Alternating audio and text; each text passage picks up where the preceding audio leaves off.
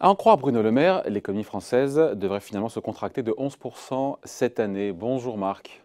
Bonjour David. Marc Vigneault, journaliste au Point, merci d'être là avec nous. L'exécutif donc devait revoir à la baisse sa dernière estimation parce qu'il y a encore 5 ou 6 semaines, on était à 8% de baisse du PIB. Mais bon, les économistes n'y croyaient pas trop.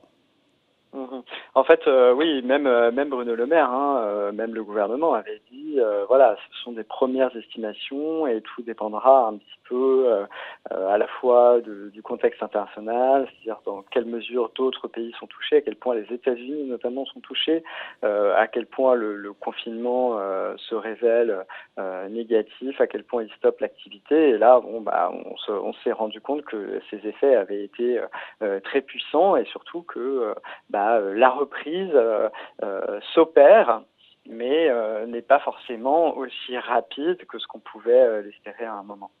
Ouais, après, pardon, mais on nous a toujours dit, notamment l'INSEE, que 2 mois de confinement, c'était 6 points de PIB en moins. Pardon, ça fait donc moins 6. Là, on nous parle de moins 11. Comment on passe de moins 6 à moins 11? Déjà, on a commencé le début d'année avant le début du confinement qui était très mauvais, avec une croissance totalement à l'arrêt. Et puis ensuite, même si on continue, on reprend un petit peu d'activité, on n'est pas du tout au niveau, on ne revient pas à zéro. C'est-à-dire qu'on a une activité qui est toujours inférieure à ce qu'elle devrait être s'il ne s'était rien passé, s'il n'y avait pas eu de confinement. Voilà, il y a des zones où l'industrie a du mal à repartir parce qu'il y a des règles de sécurité à respecter, des règles de sécurité sanitaire. Il faut pouvoir vendre les produits, on écoule les stocks. Il y a des salariés qui ne peuvent pas encore venir au travail parce qu'ils doivent faire garder leurs enfants, parce que les écoles ne sont pas totalement, ils doivent garder leurs enfants, pardon, parce que les écoles ne sont pas totalement réouvertes. Enfin, on voit qu'il y a, par exemple, les restaurants ne peuvent rouvrir, mais que pour certains dans leurs terrasses. Donc, enfin, tout ça montre que l'économie n'est absolument pas revenue à son niveau de production qui était celui qu'on observait encore à la fin de l'année 2019. Donc, c'est pour ça que ça s'accumule et au final, on risque d'avoir une récession de plus de 10%. Ouais. Alors justement, c'est le ministre de l'économie qui a éventé ce chiffre-là. On attend le mercredi prochain, je crois, en Conseil des ministres, la présentation donc d'un nouveau projet de budget, nouvelle loi de finances rectificative, avec une situation budgétaire qui est de plus en plus évidemment tendue, mais ça on l'imagine, de plus en plus sombre. Le chiffre lâché hier par Gérald Darmanin, 220 milliards d'euros pour le déficit public. Et là on se dit, waouh, c'est quoi? C'est quasiment 10. Ouais, c'est 10 points de déficit pour l'année.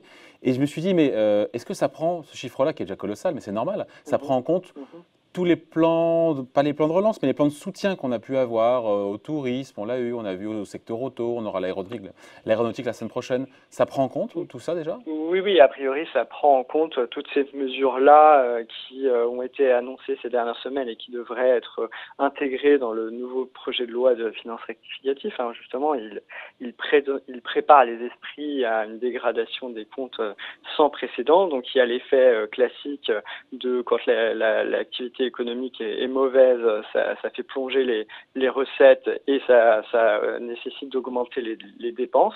Donc, il y a l'effet mécanique de les recettes s'effondrent et puis il y a l'effet effectivement des mesures de soutien ou des mesures ensuite de relance qui vont être prises, qui sont intégrées dans les comptes, sachant que les mesures qui seront prises dans le grand plan de relance qui est annoncé pour l'instant pour septembre ne sont pas encore dans ces chiffres.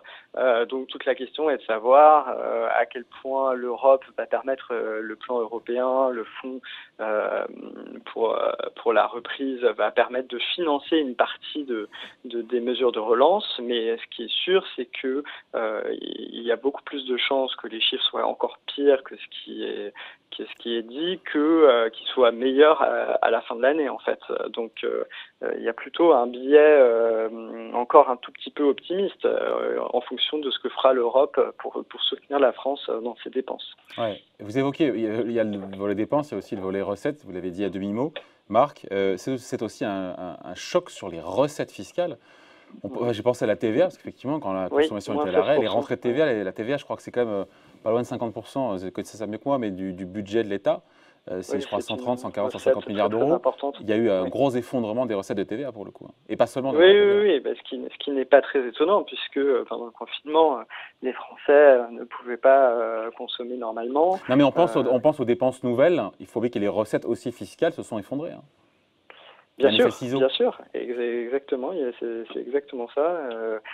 Les recettes fiscales se sont extrêmement effondrées et d'ailleurs on le voit dans les chiffres pour la sécurité sociale, c'est-à-dire la sécurité sociale qui est assise sur les cotisations des salariés et le niveau d'activité. Les recettes se sont aussi effondrées alors que les dépenses explosent. Donc il y a effectivement cet effet ciseau qui joue et qui fait que forcément les comptes se dégradent. Alors, on peut espérer que cette dégradation des comptes soit essentiellement liée donc à cet effondrement de l'activité. Si l'économie repart en 2021, ça devrait s'améliorer automatiquement. Et puis à des mesures exceptionnelles, mais temporaires C'est-à-dire que a priori le gouvernement cherche des moyens pour limiter les dépenses qu'il annonce à éventuellement 2020-2021, mais que ça puisse être débranché après, c'est-à-dire que ce ne seront pas de nouvelles dépenses pérennes, et donc ils espèrent qu'il y aura un effet mécanique. En 2011, si mes souvenirs sont bons, c'était en 2011, après les effets de la crise, jusqu'en 2010, on a laissé filer le déficit, et après l'arrêt des mesures de relance a permis tout d'un coup de réduire très fortement le déficit, alors qu'il restait très creusé, il a fallu après faire des ajustements budgétaires importants, mais permettait de réduire le déficit de façon assez considérable, rien qu'en arrêtant les mesures de relance. Donc l'idée, c'est d'avoir des mesures vraiment exceptionnelles, temporaires, qui peuvent être débranchées ensuite et ne pas créer des dépenses permanentes. Alors on voit bien qu'une des exceptions à cela, c'est les dépenses, par exemple, pour augmenter le personnel soignant. Ça, ce sont des dépenses qui seront pérennes. Il va falloir assumer ça dans la masse salariale des administrations de sécurité sociale. Et donc, voilà, le gouvernement fait des choix politiques. Ça devenait politiquement intenable de ne pas augmenter les soignants. Donc là-dessus, ça sera durable. Mais le reste, ils espèrent au maximum limiter l'envolée des dépenses. Ouais. Et les recettes doivent repartir normalement avec la reprise économique. Justement, il y a cette reprise et puis il y a le cap économique du gouvernement. Bruno Le Maire nous dit hier, la politique du gouvernement tient en 3 mots. C'est une politique de l'offre, donc de soutien aux entreprises, c'est ce qu'il a dit à l'Assemblée nationale. Donc ça reste d'actualité, il n'y a pas de remise en cause du cap économique de la politique pro-business. Eh bien, bon, a priori, il y avait pas un gros doute. Alors, on aime bien s'interroger sur ce que dit Emmanuel Macron, etc. Mais un tournant aurait été quand même très étonnant, étant donné notamment ceux qui sont les locataires à Bercy. Je rappelle 2 ministres qui viennent plutôt de la droite, Bruno Le Maire et Gérald Darmanin. Donc, eux, effectivement, ils plaident beaucoup pour une stratégie économique qui soit une stratégie de l'offre.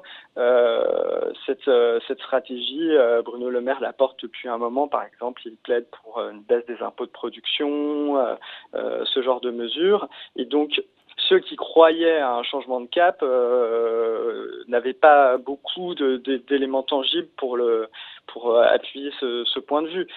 Sachant que, encore une fois, au ministère de l'économie, on se félicite. Il y a eu une révision de la croissance française pour 2019 qui a été révisée à 1,5%. Et c'est pour Bruno Le Maire et Gérald Darmanin la preuve que cette politique marchait. Cette politique avait des résultats, qu'on était attractif, qu'on recréait des emplois, le chômage baissait. Et donc, ils sont en position en bonne position pour expliquer que changer de cap maintenant n'aurait aucun sens alors que la politique menée par Emmanuel Macron commençait à payer. Voilà. Allez, merci beaucoup. Explication signée Marc Vieux, donc journaliste au Point. Merci Marc, bonne journée. Merci David, au revoir.